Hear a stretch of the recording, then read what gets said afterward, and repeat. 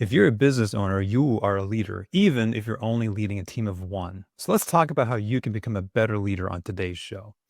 Welcome to another episode of Content Creators Unite, the show where we discuss all things content creation. So if you want to learn how to grow your business using your blog, newsletters, books, and more, hey, you're in the right place. I'm your host, John Clements. Our guest for today's episode is James Robbins. James is a leadership expert, business strategist, and best-selling author of 9 Minutes on Monday. And with over 20 years of experience, he's helped leaders and entrepreneurs build high-performing teams, scale their businesses, and navigate leadership challenges. James' insights blend practical strategies with engaging storytelling to empower business owners to lead with impact. So, James, welcome to the podcast. Thanks, John. Thanks for having me here. Man, I'm excited to have you here today. Leadership is so important, and I don't think we can talk enough about it. So it's great to have another conversation. But before we get to that, I would like to know just a little bit about your background. So tell me, how did you get into your current role? What does your background look like? I grew up on a small cattle ranch in the foothills of the Rockies and, pretty shy, introverted kid. I ended up going, when went to college, I ended up going into ministry, which I didn't expect. That wasn't really my plan. You know how that works sometimes. And then it was in ministry that, I had to train a lot of leaders in that context. And then I saw eventually a time for me to shift careers again. And I started my company training leaders. I love that. Yeah, definitely as far as ministry goes as well, like leadership is such a critical component of that. And as a guy who goes to church every Sunday, the more leadership we can get in the church, the better it is for all of us. So, and I do want to talk about that. Your main focus now with your business is helping leaders and business owners, entrepreneurs grow in their leadership abilities.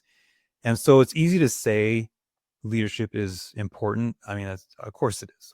But I really want to know from your perspective specifically, like, why is being or becoming a better leader so important, and so important that you actually like built your business on it? Like, what led you to that?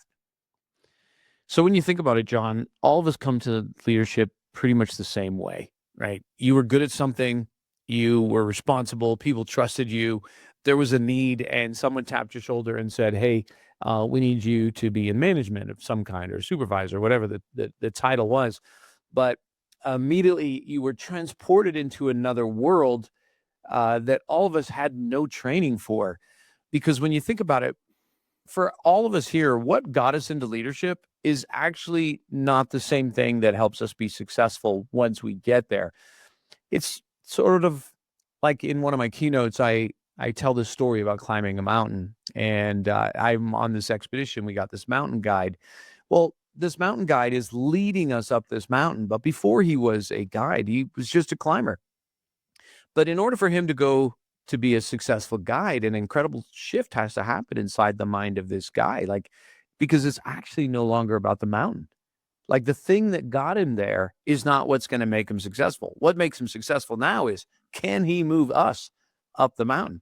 So that's where leadership is such a challenge for all of us, is that we get thrust into this environment, which now makes us realize that if I'm going to be successful running my company or running my division, whatever it is, I have to learn how to move people. And if I can't do that, or if I try to do it in a way and everyone's quitting, I'm just not going to be successful.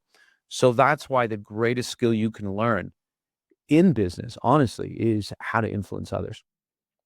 I love that. We're going to dig into that too, with a certain paradigm that you have. But before that, I do want to ask one follow-up question because I used to work in the corporate world for 15 years. So I'm very, very aware that just because you have the title of manager does not mean that you are a leader, or at least a good leader, let's say.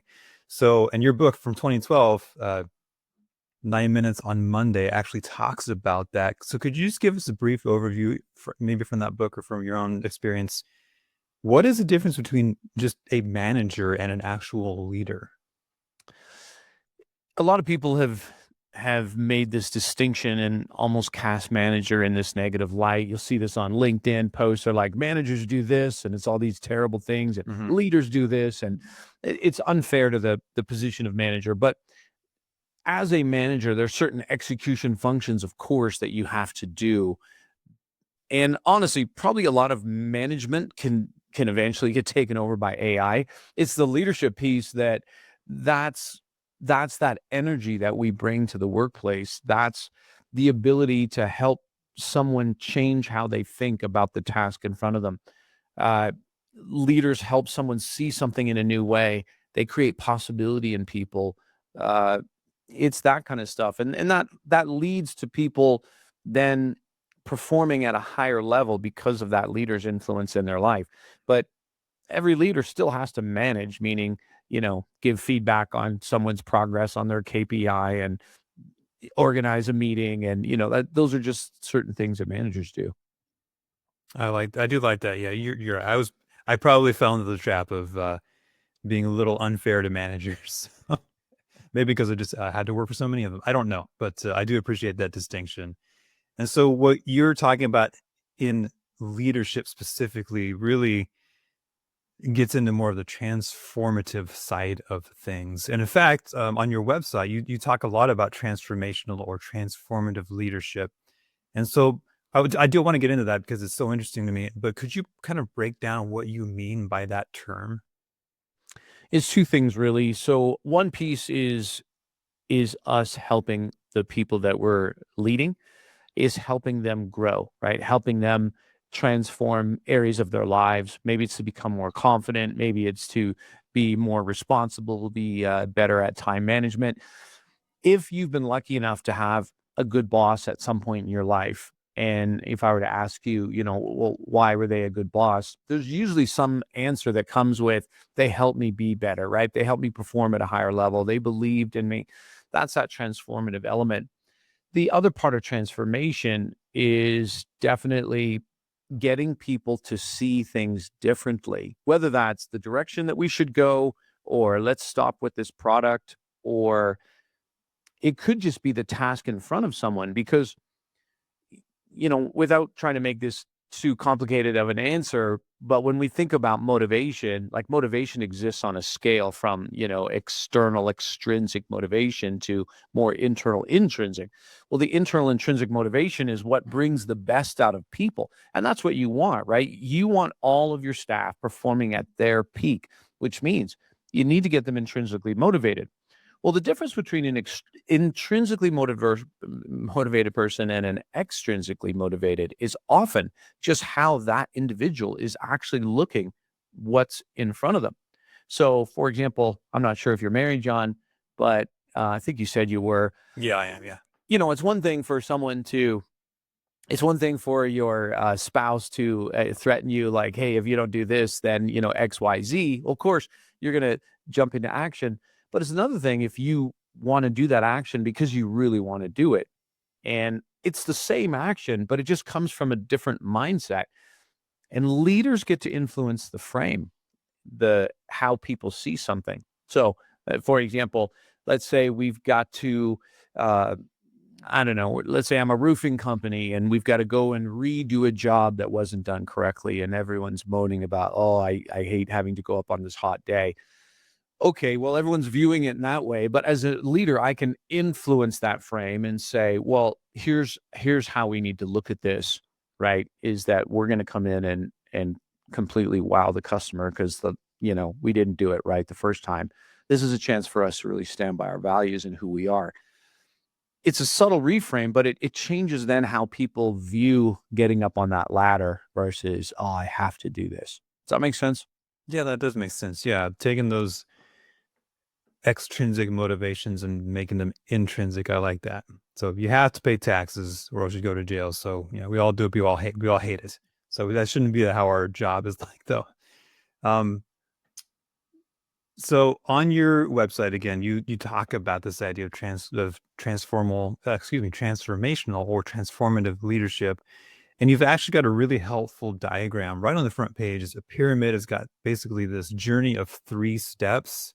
And one of the reasons I like this paradigm is because you start with leading yourself, which I don't think gets enough press. Um, so tell me and tell our audience, what does it look like to lead yourself? I think the number one thing that any leader can grow in is their own self-awareness, because, like I said, when all of us came to leadership, it was sort of a, I don't want to say a bait and switch, but all of a sudden now we have to lead people. But then that brings forward all these crazy triggers that we have from being a kid to whether it's, for some people, it's like, well, I don't want to push my people too hard because then maybe they won't like me. We don't think that consciously, but that will hold us back. Other people have an insecurity, and so then they'll press harder and be sort of a jerk as a boss, and that's not good. So I think as leaders grow, and this is a lifelong journey, is to continue to be to grow in your self awareness. That would be one. And the other thing would be to step into a growth mindset always, right? To always be curious. Um, don't be so hard on yourself. Just realize, oh, there's going to be some things you do that they're not healthy, but then understand why so you can change them. So maybe you are supposed to hold someone accountable, but you don't, and you end up becoming a pushover. Okay, well, don't be so hard on yourself, but be curious about that. Like, why did I do that? What was that in service to? And when leaders can begin to ask themselves questions like that, that's when they begin really leading themselves, because it all starts in the same way as a company. It's what's the vision? For you, John, if in a leadership capacity, what's your vision of who you are as a leader? Or we would say, what's your leadership philosophy? All right. Well, I want to be someone who's fair. I want to be someone who cares about my staff, but also produces results. When I'm not doing those things, I'm getting away from my compass, and there's always a reason for it. So let me take a look why, and then what adjustments do I make? And to me, leading self, I think how you know you're leading self as a leader or a manager, it can probably be measured by how many times you apologize to your staff. And I'm just still blown away by, I mean, I guess earlier in my career, I never did that. I never had a boss apologize to me, maybe once or twice. But, now as I'm older, my staff can attest. I apologize to them way more than they ever apologize to me, right? Because there's certain things that are expected of you as the leader. Like, yes, your people have got to do this and this and this, but as a leader, you have to do this and this and this. And when you're not doing those, then okay, you're not playing your part. So I think if a leader is never ever apologizing, it's either because they have achieved perfection, or they maybe need to get a bit more self aware, have a Yeah, growth mindset. I like that as kind of a, I don't know, I hate to put a business term on it, but almost like a key metric, right? A key performance indicator. Am I apologizing when I make mistakes? That's pretty good. I just had to apologize to one of my contractors. I made a mistake on something related to one of their jobs, and I just owned it, and I didn't know what the response would be, and it turned out people are pretty gracious if you're just honest. So that was my lesson. Yeah, I think that's fantastic. You did that, and what I have found, even in holding people accountable, often as leaders, we can charge in thinking like, why didn't they do this? And we assume ill intent, right? They're just lazy or it's not important to them. And then you start having the conversation and you're curious, and then you realize that you actually weren't very clear on what you wanted or what you needed. And then you realize, oh, okay, part of this is on me. And that's what I mean. Is it doesn't mean that you still can't hold them accountable to something, but that it's just a learning process. Yeah, I agree, and that actually reminds me too, like, just all on those notes, even something as simple as delegating a task to someone isn't as simple as delegating a task, right? There's a lot that goes behind that, and to your point, it's just a learning experience every single time. For So sure. I like what you had to say also about, being kind to yourself and not holding yourself to too high of a standard. Obviously a high standard, but like not perfect. No one's perfect. So don't beat yourself up for not being perfect. That took me a long time to learn that lesson as well. Yeah, me too. Because you won't get the lesson if you just judge the moment. And doesn't mean that you don't judge the moment, but maybe wait a bit. Like first think, what's going on there? Why did I do that?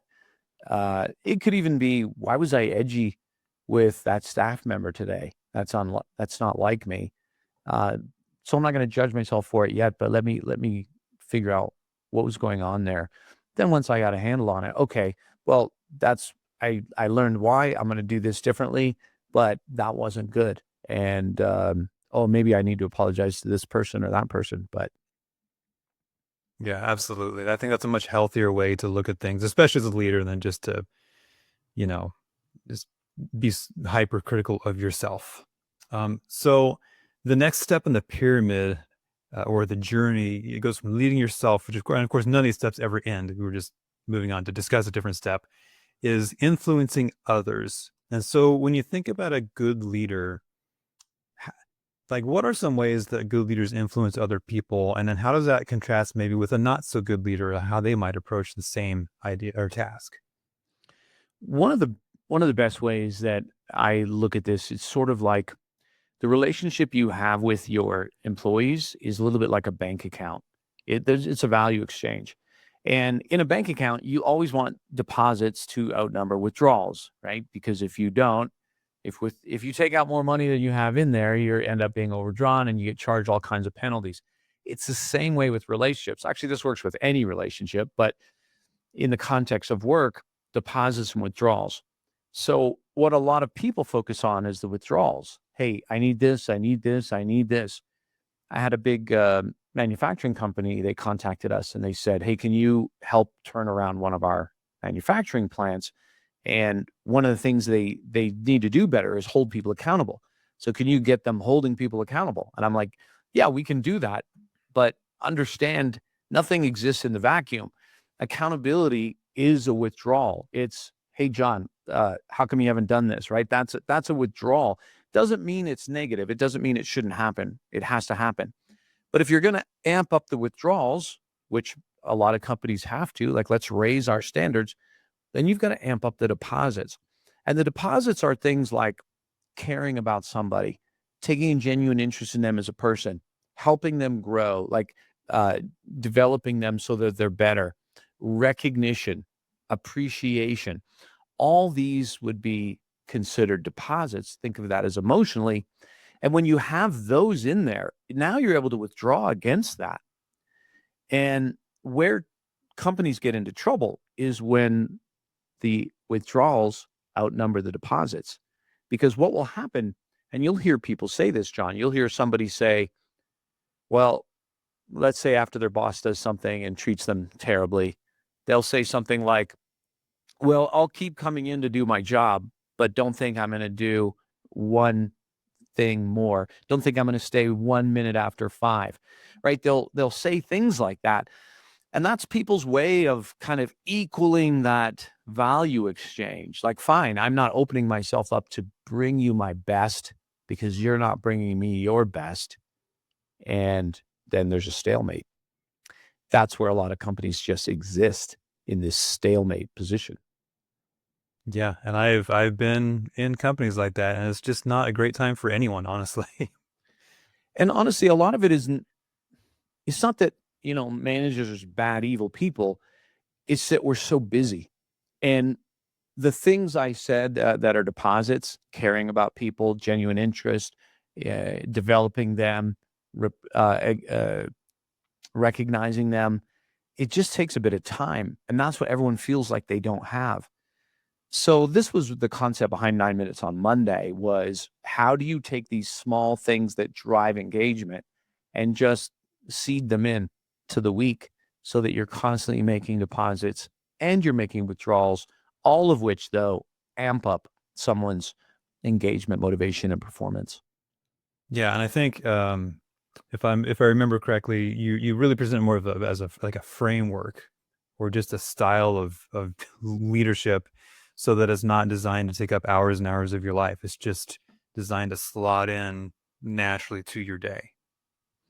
Exactly. So let's say you show up on Monday morning before you charge into your email and your to-do list, you first sit down and think about your staff and think, hey, who will I connect with? How are my staff doing? Oh, Mary's mom was in the hospital last week. I got to make a note to ask her how her mom's doing. Right? It's those little moments to do that. who am I going to recognize this week for a certain behavior that I'm looking for? Such and such. Who am I going to spend a couple minutes with to help them grow, right?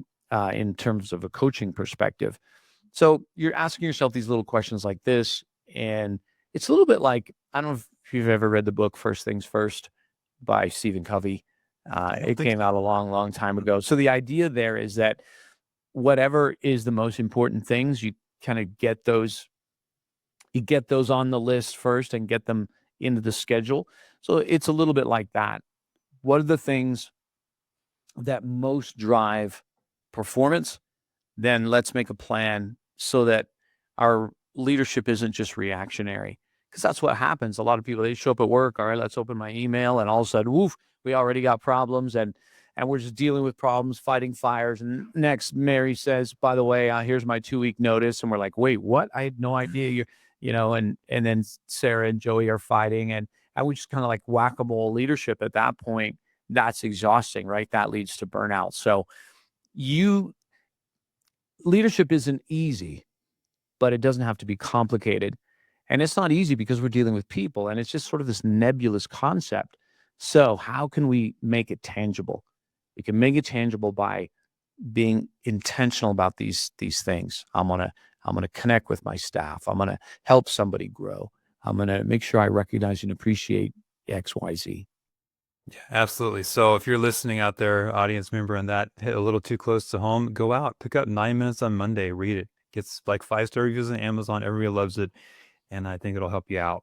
Um, so that we've actually covered a bunch of kind of the interpersonal aspects of leadership, leading ourselves, leading other people, and then the third step in this journey to transformative leadership is fulfilling the mission. So this is where I'm a little curious: is how does the interpersonal items, how does that tie into or lead to fulfilling the mission?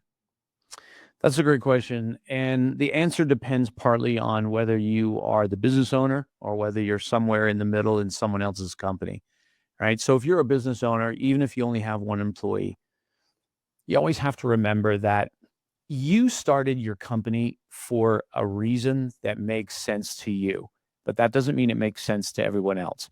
Like probably half of the business owners started a business because they didn't want to work for someone else, right? It's like I don't want to ask someone that I can if I can take vacation, right? Like I want to be my own boss. So, okay, then that's your purpose, right? That's like your mission as you begin. And then you start thinking, okay, well, what kind of business should I start? And then okay, I'm going to start a roofing company. And then, okay, I should probably have a mission for that. But the real mission that's driving you as the business owner is, I just don't want to work for anyone else. Well, okay, none of your staff are going to get on board for that mission, right? Like no one wants to be like, okay, I sign me up, John, because my purpose is now to make sure you never have a boss. Of course, no one's going to do that. So then you have to figure out, okay, well, what's our mission? And this is where a lot of business owners they lose this point because they in their mind they're driven, right? They're intrinsically motivated. So it's just like, okay, we got to do this, we got to get more clients, we need more lead gen and we can even have the strategy in place, but what we're missing is that heartbeat, the heartbeat of the company. The best recruiting tool you can have is calling people to a mission. So we spoke before we got on air here about my previous career being in ministry. Well, in ministry, I remember I remember in a sense poaching people out of the corporate world to come work for the church at a fraction of the salary, but I wasn't competing on salary. I was calling them to something that they felt like was bigger than them, right? And so people were willing to sacrifice money and even the safety that brought for something more purposeful. So remember that even as you're recruiting for your company, it's like, okay, well, what are we building here though? What are we creating? So that's the piece if you're a business owner. And of course, you just have to understand that shift from why I started the company to why are we doing the company. For people who are working at a company and you're a middle manager and you think, well, the mission, what's that again? Or where's that on our website? I got to go look that up. Regardless of what the company's mission is, you have to find a way that that becomes your mission, or you're going to tweak it. Like, okay, so you're over the marketing team. All right. Well, here's the company's vision. That's great. That's the CEO's job. But you still have to create a vision for this group. And I'll give you an example. One time my father had, this goes back 20 years almost. My father had a stroke. He was in the hospital. So I was there for a few days, but it just turned out that I had to give a speech to the Radiology Managers Association like a few weeks later. I knew nothing about radiology managers. So I went down to the radiology department and I said, "Hey, can I talk to the manager?" And the woman's like, "Oh, he's not here." And it was like down in this basement, sort of dark and dingy. And then I said, "So what's it like to work here?" Looking around. And she goes, "This place is amazing." And I'm like, "Well, what's your boss like?" And she said, "Oh, he's so visionary." I was like, "Really? Tell me more." Because hospitals are so filled with red tape and bureaucracy. And she goes, "Oh, he has such a vision of what we're trying to make this department to be. And you see that machine over there, like state of the art. We're the only ones in the state that have that machine. And the reason we have it is because he was like, we're going to get this." And he went out and made sure we got it. And so that's an example of someone in the middle creating a vision for their staff to be a part of. And that's the emotional part that needs to has pulling power, right? We still need the strategy, right? We need the strategy and the execution. That's a piece of this, but that heartbeat, that's what great leaders are able to create. I love that. And if I could, like, here's how I sum that up. Tell me if I'm wrong. But to me, it feels like that's the moment when you go from me to we. Exactly. I love that. Well, James, I could talk with you about this all day long, but we got to wrap it up so our listeners can get about their day as well. Last question: where can people go to learn more about you and what you do? Thanks for asking that. Yeah, they can find me at jamesrobbins.com or just connect with me on LinkedIn. Let me know you saw me on John's show. Yeah, I'd love to connect. Awesome. And we'll have that info in the show notes. So yeah, check out his website. I'll probably throw a link to his book up there as well, as you can check that out too. Because again, so much good information. I've been challenged just listening to you today and in the past half hour. So this is great. And so again, James, just thanks so much for being on today. Thanks for having me, John. You bet. And to our listeners, if you just enjoyed our discussion today, hey, be sure to subscribe so you don't miss out on any future episodes. I bring in the best experts that I can find. I get them to share their secrets with you so you can grow your business, so you can become a better leader, so you can do more of the things that you were trying to do. And so with that, have a great day. We'll see you next time on the Content Creators Unite podcast.